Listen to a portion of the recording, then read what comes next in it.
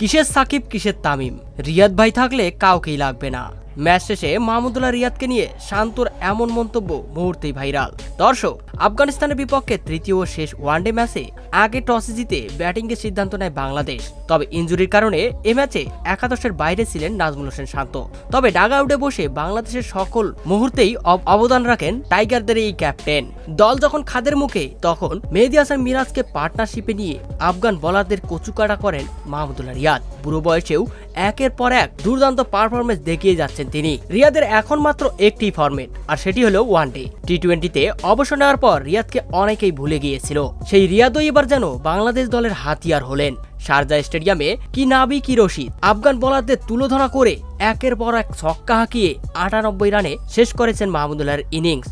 তবে শেষ মুহূর্তে সেঞ্চুরি করতে গিয়ে রান আউটের ফাঁদে পড়ে আউট হন রিয়াদ। আর রিয়াদের এমন বিধ্বংসী ব্যাটিং তাণ্ডব দেখে রীতিমতো প্রশংসা করে ভাসিয়ে দিলেন টাইগারদের অধিনায়ক নাজমুল হোসেন শান্ত।